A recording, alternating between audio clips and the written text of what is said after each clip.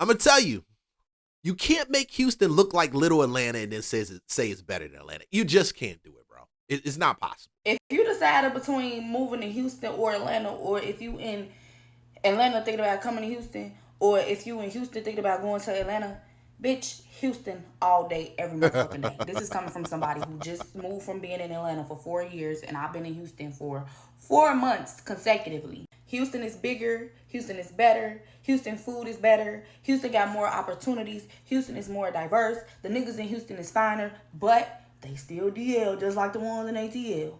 So yeah, come to Houston. And I know the Houstonians, whatever the fuck they get called, they be getting mad when we come out here. But who give a fuck? They not gonna move us. They not gonna make us leave. Y'all come. It's a motherfucking ball. Like, I came here before for 3 months, but I left and went back to Atlanta because my mama moved here first. And when my mama moved here, I had to go move into my student apartment in Atlanta because I was going back to school, of course. And now that I'm here permanently, bitch, I love this life. I love it. And I'm sure you will too. So come on down. Come on in. I'm gonna tell you, you love every place that's not where you grew up at until you discover more about that place. Give yourself about a year, sis. Then you can really make a good decision on if you like Houston or not. Because from what I gather from Houston and people I've spoken to, Houston is becoming saturated with women.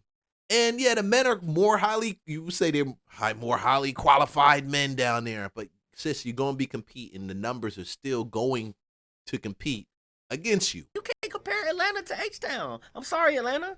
You can't have fun in Atlanta no more. Like, you got to worry about some bullshit happening. Your car might get broken into. Yeah. You might your car might have a boot on it when you walk outside. It's gonna cost you $200 to get in. Yeah. Oh shit. $200 to get in. It's hot. It's hot. It's Atlanta's turn.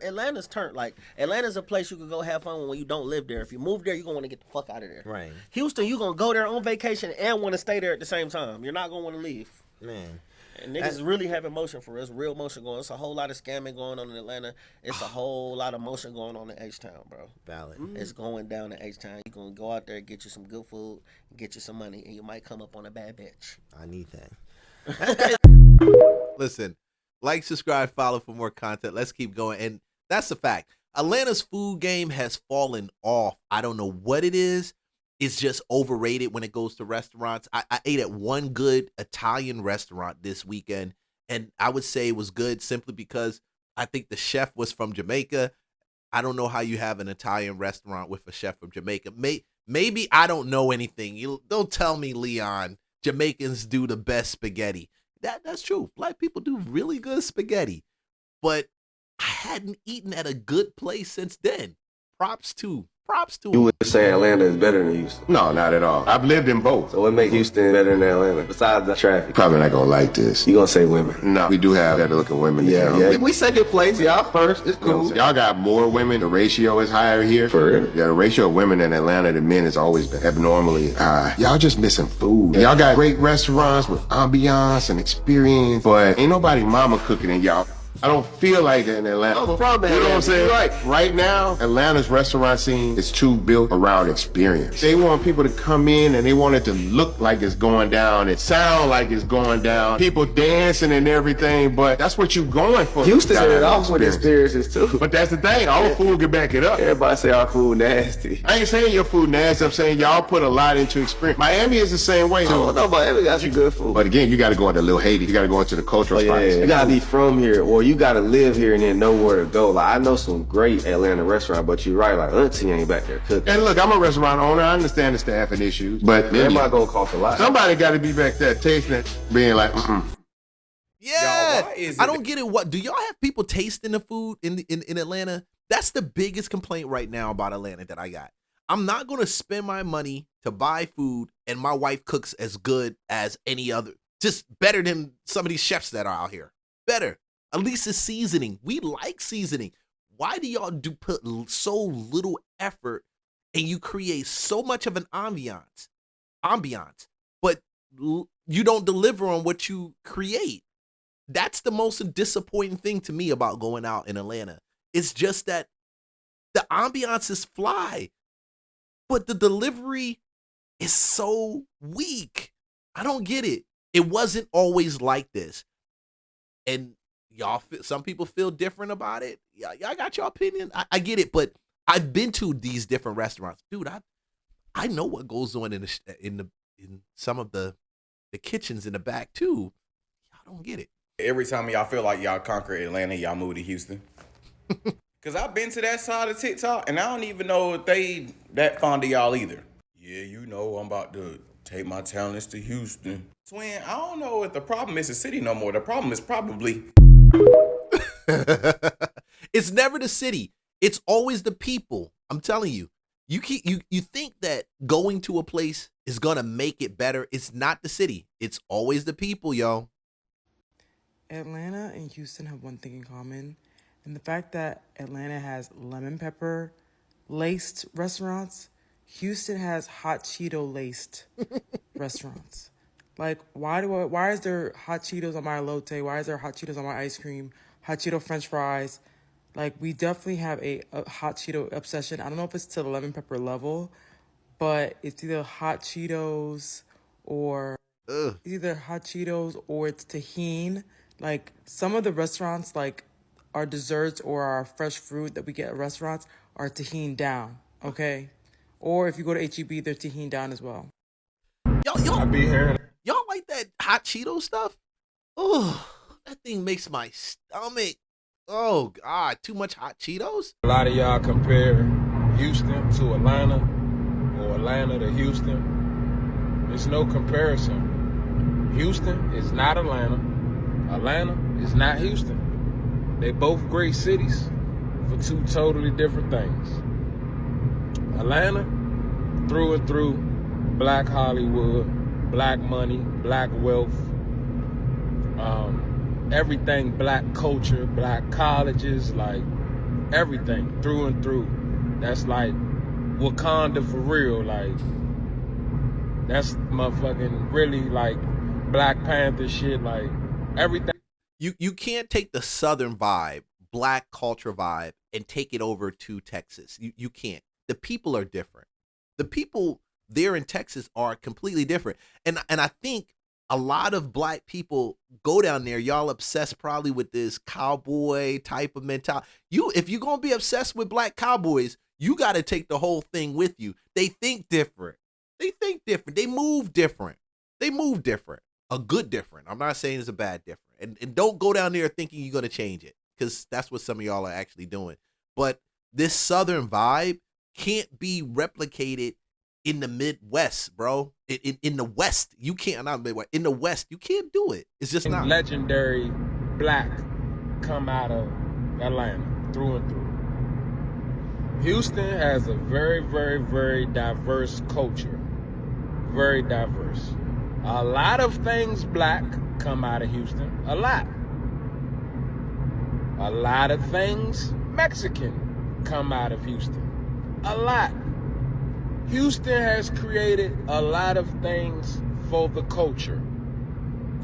But the culture is mixed because you got Mexicans, you got white guys, you got Asian guys. Like, Houston is like the biggest hip hop mix up ever. You gotta think. You got motherfuckers like Johnny Dang, Paul Wall, rappers like Mexican OT. All these motherfuckers come from these areas, and they're not black, but they are a part of the culture. So Houston, diversity, Atlanta, everything black. Hey y'all, I'm getting ready to start a series, Atlanta versus Houston. Now mind you, I just moved to Houston. Yeah, and Atlanta's a little diverse too. Atlanta's diverse. Please don't take it away from Atlanta. Atlanta's very diverse. We do have a huge Mexican, Spanish, Hispanic. Let's put a Hispanic, because there's Cubans down here, Puerto Ricans down here. Population, shout out to the Hispanic population. But Atlanta is nothing like being south of the border. Well, being north of the border of Mexico. Of course, the Hispanic population is completely different. This week hasn't even been a full week, but I'm already noticing some differences and some similarities, and I want to talk about it. And so some of it I don't have enough information to even make a comparison yet. But I know that I'll get it as I go. So this is why it's called a series. I've driven all to different areas today, and I haven't even covered half the different areas. One main thing that I noticed that is different here in Houston than Atlanta. The rent. Oh my God, what the fuck? The rent. Don't want to move too fast and make a bad move, but baby, the rent here. I found an apartment that is about the same size of what I left. That is literally $300 to $400, almost $400 less. $400 less than what I paid, say 1 bedroom. Dog. Well, I'm talking $300 to $400 less for the same quality, standard of living, and all that. Why is that? Why? And then the specials they had. I went to another place that I really, really liked. It was off in Katy. It was too far off in Katy for me, but it was in a wonderful area of Jordan Crossing or something like that. But I wasn't in love with the apartment.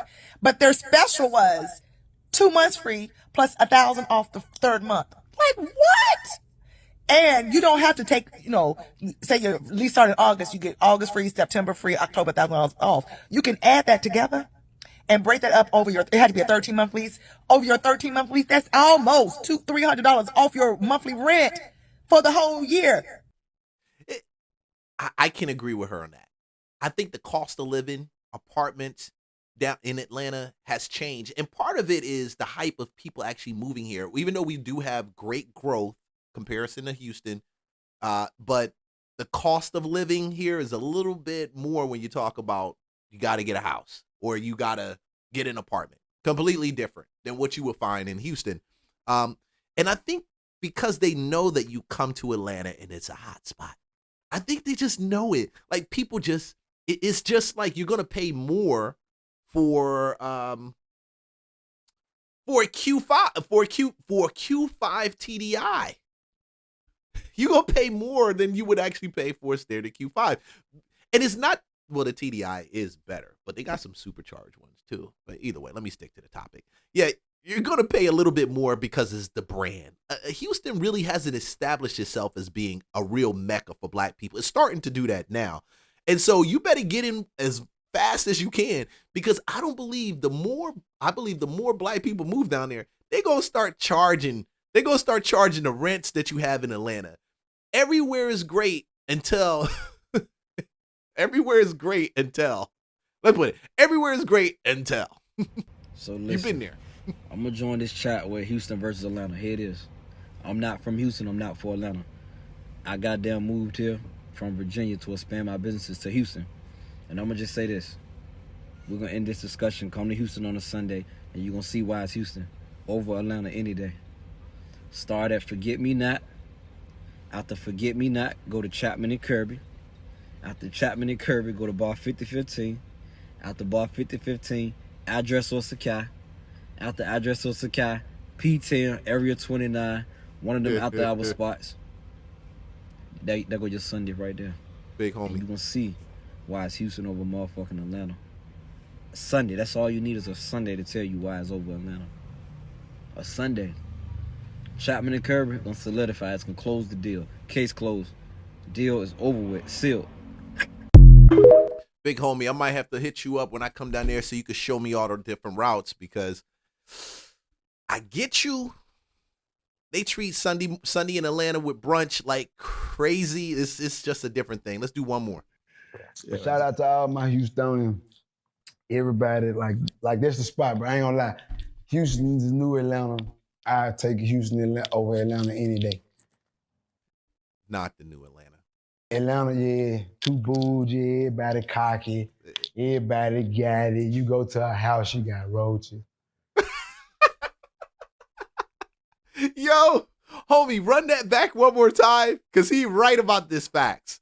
This is right. I got to give him I got to call it when it's right. When it's right, I'm going to call it. Yeah, shout out to all my Houstonians. Everybody, like that's the spot, but I ain't gonna lie. Houston's the new Atlanta. I take Houston over Atlanta any day. Atlanta, yeah, too bougie, everybody cocky, everybody got it. You go to a house, you got roaches. Yeah, all that old shit. Homeboy's right. Atlanta is bougie, bro. I don't know why. Maybe people come to the city and they feel they gotta like step up their bouginess. Man, I was enjoying myself yesterday walking around with like just looking unbougified. Okay, I don't care how you put it, because if you don't rebel against bouginess, you're gonna get sucked in, and people gonna think it's okay. Great, Houston, they gonna live beyond their means. I love Houston, bro. Like and the nightlife never ends. It never ends. You got 9 o'clock mornings in Houston. Yeah, you up. It's like Miami, man. Like you come to Houston, you hanging out with the right, you gonna be out to 7 o'clock, 8 o'clock. You gonna party. You ain't close. You ain't shutting down at 2 o'clock, 3 o'clock. You gonna ball till you fall. Yeah, meaning. If you ask me, I like it because of the marketing.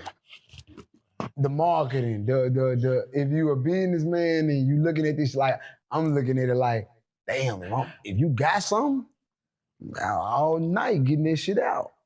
If you a thoroughbred hustler, you like to beat your feet, this the spot. Cause it's always gonna be a spot 6 o'clock in the morning that got 100 people in it. At least 2, 3 in Houston every night, like Monday through Sunday. It's funny. Atlanta, they don't have as many people coming out in the city that they used to have. We used to have a ton of people. I was out this weekend and I'm like, my father-in-law asked me, said, yo, why does this seem so dry in the city? COVID 2020 did that. And I think, my opinion, after 2020, Atlanta hasn't been the same. Most of the people moved to probably Houston, Charlotte, some of those other places. Yo, shout out. I'm always going to be an advocate for Atlanta. This is where the heat is at. Still, regardless of whatever you think, bro. All right, let's roll. All right, shoot. I got one last one, and I'm out for the day. I'm approaching my 2-hour window, and I promise I'm going to start keeping this down to about an hour to an hour and a half, but that's a lie because I just like to talk, and I like to talk to people, especially when they jump on here, whether they say stupid stuff or clean stuff, or whether they say good stuff or bad stuff. Bye, Felicia. Hello. It don't even matter to me. All right, cool. So one of the best ways to make money right now is wholesaling. But the problem is when you wholesale in Atlanta, there's a lot of competition. Now, I did do a video. I got a PDF on that. If you first, before we even get into that, like, subscribe, follow for more content. Let me just run this. All right, let's go. Wholesaling even worth it? It's definitely worth it. In life, you can either spend time or money. You got to pick one of the two things to spend. If you don't have any money, then you got to spend time, and wholesaling is that time task that you need to take seriously. That's how I got started. Spent a ton of time grinding, reaching out to sellers, putting together buyers lists, doing all sorts of menial, low-value tasks that sucked in order to get income to be able to then reinvest into Section 8. Yes, it is a soul-crushing activity. Yes, it is feels like a waste of time at times. But no, if you take it seriously, if you make it a business and treat it like a business, and you start shutting down these $7,000, $10,000, $15,000 assignment fees that you can then reinvest into actual passive income that is exponentially less soul-crushing, then yes, it is worth it. Yeah. Wholesaling. I mean, I started wholesaling back in 2015. I love it. It is a grind. I tell people it is a grind. If you are a real estate agent, listen, learn about wholesaling. I got a PDF in the main description. You can download the PDF.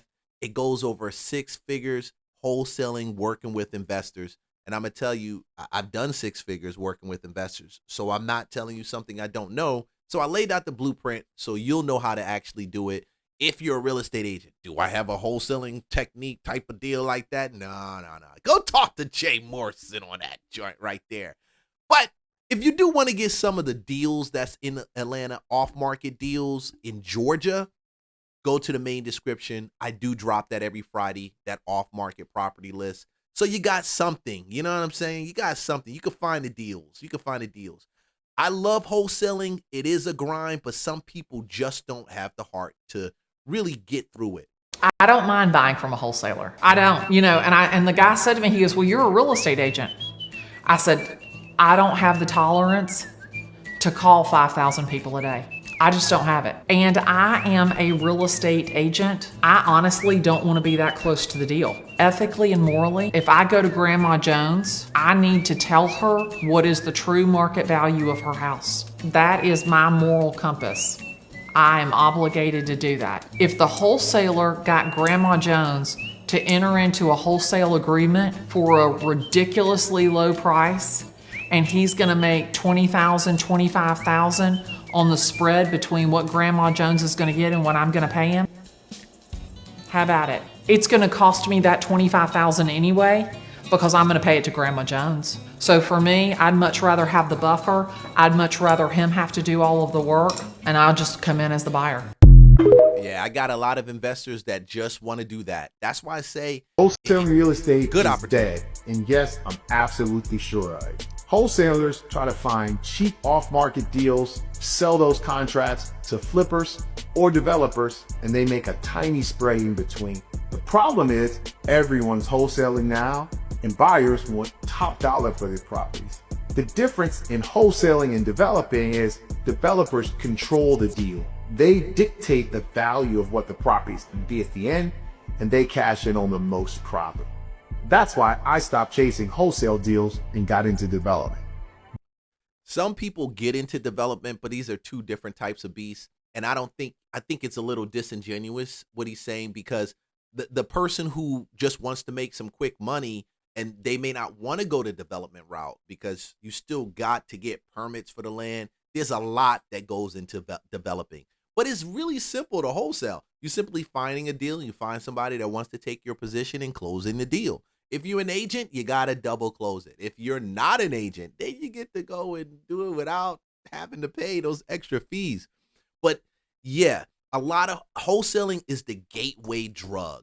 So when you start wholesaling, you're going to find something that you prefer to do a little bit more. For some people, it's fix and flip. For some people, it's buy and hold. But at the end of the day, there are other opportunities in wholesaling, and it opens the door outside of wholesaling, and it opens the door for you to actually see all those opportunities.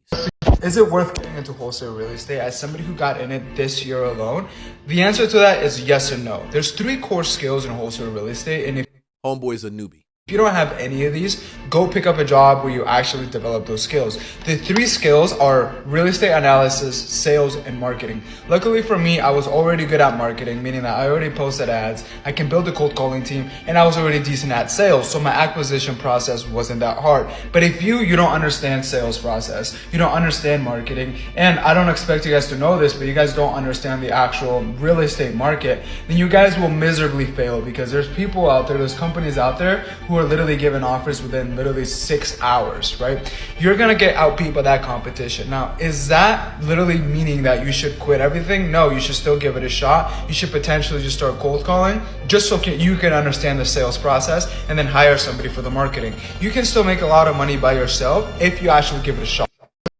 Yeah, you can. You can make a good amount of money for yourself with it. But he mentioned 3 skills. Sales, marketing, deal analysis.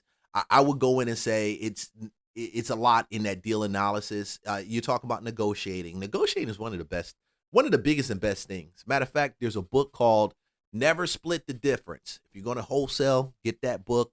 I didn't write the book.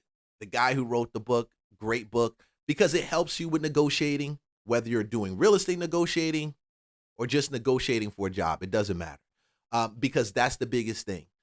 The competition is there. Back in the day, we didn't have as much competition. Look, I sound like back in the day. But real talk, 2015, we didn't have a bunch of competition. Not as much as there's out there now, because everybody wants to do it. But there's still a lot of opportunity, because the market doesn't stay like this. It goes up, it drops down. It's always moving. It's a moving target. People jump out, people quit. Some people just don't want to do it anymore. They branch out to doing other things. So don't believe that there's no opportunity to make money there. There's a ton of opportunity. I say it takes time, education, to do it, and you need a little money. You do need a couple $100. You do. You don't want to put a property under contract and say, hey, I'm going to deliver $100 earnest money, and you don't even got $100 earnest money. Now you're lying. Now we're going to drag you out. Now you're going to get found out. Now you found out. Now you're going to have attorneys that don't want to do business with you. And you're going to have sellers that's going to be pissed. And the person you're selling it to, they may be pissed also that you wasted their time. So if you're going to do it right. Most of the content you're seeing about real estate wholesaling makes it sound really complicated because it is. Most wholesaling gurus are going to teach you how to do virtual wholesaling nationwide, but if you want to start wholesaling the easy way, I recommend you do it in your local market, and here's why. First of all, your interaction with motivated sellers who are the lifeblood of your wholesale business is just going to be easier because you're in the same location. You can relate locally. There's no, oh, but are you out of state? Like, where are you located? Why are you buying my house from? Blah, blah, blah. Especially if you're doing cold marketing, like cold calling, you're already going to have an easier time by being local. Number two, you're going to have an easier time analyzing deals. Instead of trying to learn every market or apply one algorithm to the entire 50 states, you're going to learn one market, your backyard. You're going to get familiar with your different cities and neighborhoods, what things go for. You're going to build that muscle and become a hyper-local expert, which is going to help you a lot more with nailing your numbers so that you can put good deals together for your investors. Also, the lifeblood of wholesaling, putting together good deals. Remember, for an investor to buy your deal, there has to be profit to be made. And in order to figure out if there's profit to be made, you need to be good at analyzing deals. Number three, it sounds counterintuitive, but honestly, starting in your own backyard, you're going to find so many more opportunities because instead of casting a net across the entire country, you are focusing into one area and you're hammering those lists and those farms. I wholesale in Western Washington and we closed 32 deals last year, which may seem low, but our average fee was about $32,000. So my team and my operation, we closed $1 million in wholesale fees just in Washington state. And I now teach wholesalers and agents across the nation how to build the off-market strategy in their local market. So follow for more. Ooh, that's a good number. She got her numbers down. I love that. Okay, guys, I'm going to be out of this. Like, subscribe, follow for more content. If you want to get more information, if you're an agent, if you want to get on our off-market property list, just check the description. The information is below. But at the end of the day, I'm going to tell you, wholesaling changes a lot of lives if you know how to do it, because it's just a skill you can apply to anything. It doesn't even matter if it's real estate. Once you know how to do that, evaluate deals and have certain benchmarks and buy boxes and points that you hit, you could take that skill and put it into any business and you can rock. Like, subscribe, follow for more content. I hit that 2-hour mark. I'm a little bit over. See you guys on the next video. Remember, Jesus loves you. You're made in his image.